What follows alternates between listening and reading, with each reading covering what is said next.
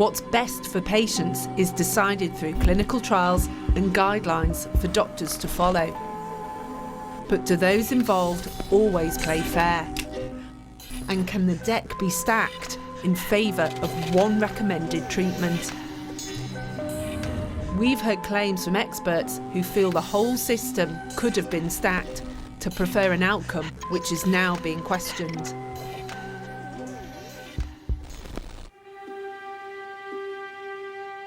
In 2011, a group of researchers started a clinical trial called Excel to find out whether stents, small mesh tubes that are put in clogged blood vessels to open them up, are as effective as heart surgery, bypassing the clogged vessel altogether.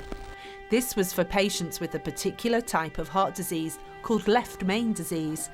The trial was sponsored by US stent manufacturer Abbott. 5 years later, the researchers published their findings and told the world that stents seemed to be just as effective as heart surgery. Late last year, Newsnight revealed they'd failed to publish important data which had been leaked to us. In the unpublished universal definition data, around 80% more patients with stents had heart attacks than those who had surgery.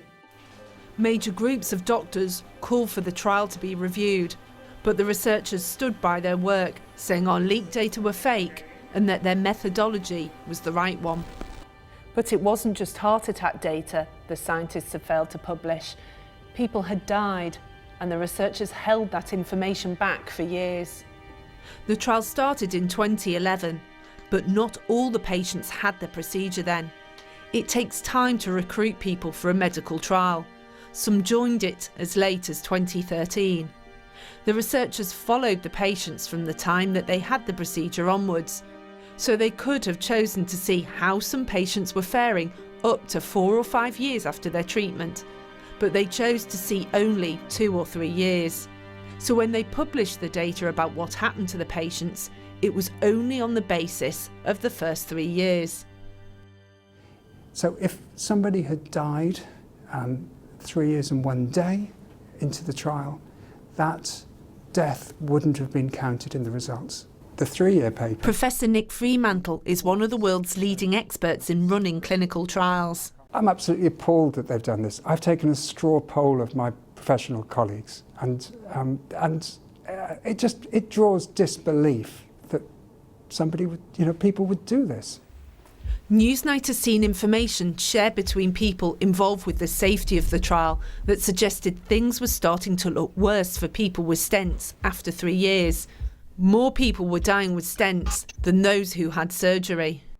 The issue here is that the benefits of stents are shown early, and the benefits of open heart surgery appear later with longer follow-up. So keep the follow-up short and you stack the deck in favour of stents. The authors of the trial say the trial was carried out rigorously and to accepted academic standards. They say they analysed it as they said they would at the start of the trial. But some were worried that publishing just 3 years' worth of data when they had more wasn't in the best interests of patients. Dr. Lars Valentin played a key role in the trial. He chaired the safety board and was in charge of flagging any concerns that required urgent attention. In 2017, clinical guidelines about how to treat patients with heart problems were being written, partly using this trial's results, guidelines that would affect how patients across Europe were treated. He warned the trial researchers that they should not hold back the death data.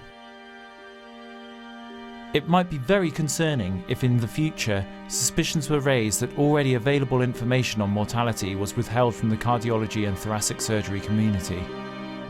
He wanted all of the data in the public domain, including all fatal events based on best evidence without any capping in time. Last year, the trial's head surgeon resigned. He says it was over the downplaying of deaths and he should have been told about the safety board's concerns, but he wasn't. I should have been made aware of this data, and had I been made aware of it, I would have insisted that this was discussed with the full trial steering committee, because that's what you would expect to do. The researchers continue to dispute Professor Taggart's claims. Before the death data were eventually published, the guidelines for surgeons and cardiologists across Europe were completed. But even without these additional data, there was an enormous disagreement amongst those writing the guidelines about whether stents or surgery were better for patients. The European Society of Cardiology, which represents heart medics, brought in an external reviewer to look at the data for a number of trials to help resolve the disagreement. Newsnight has seen what the review said, that the evidence suggested stents were worse than surgery, and that I think most patients would find these differences to be clinically meaningful. I do not believe that both these procedures should receive the same class of recommendation. this is a startling conclusion, but it didn't get shared with everyone that believed they should have seen it. One of those people was Professor Fremantle, who was involved in the European guidelines. He claims that this calls into question the neutrality of the whole process. It feels a bit like stacking the deck, because you use the pieces of evidence in a way that support the conclusions that you've already decided you want to make, and discard the bits that don't fit neatly in with that narrative. It all feels a bit grubby, to be honest. We don't know what the internal discussions were. The European Society of Cardiology maintained they acted entirely properly and made some changes after the review. But in any event, despite the external reviewer's concerns, for some heart patients, stents were put on a par with surgery. Newsnight's first report into the EXCEL trial last December has already caused something of a stir amongst heart doctors, and as a result, the researchers have said they'll release all the raw trial data for an independent analysis. Various names have been put forward by the researchers in the European Society of Cardiology about who is doing the analysis. They all had ties to either industry, the guideline process, or the researchers. But when we approached them, they all said they're not doing it. It's still not clear to us who is doing the independent analysis, whether they'll be perceived as being independent, and when we'll get the results. Professor John Ioannidis is one of the world's leading experts on clinical guidelines and how medical research is interpreted. He says whoever does the review, they must be independent. These analyses should be available for other scientists to examine. The data should become available to them, and they should be able to take a look completely independently. I think that if you have the same network, the same closed club kind of passing the data from one member to another, that's not really very helpful. And there are a lot of declared conflicts of interest for everyone here. The trial was sponsored by Abbott, a stent manufacturer. The main researchers on the trial and the man in charge of writing the guidelines all declared financial payments from stent companies either to themselves or their institutions. You have the same people who run the show at all levels. They design the trials, they set the agenda, they choose what to present, they are involved in disseminating the information, in running the large conferences that are attended by tens of thousands of people, specialists in the field, and then they also populate the guideline panels that reach the recommendations. The researchers and people involved with the guidelines have consistently told us that they can and do manage those conflicts.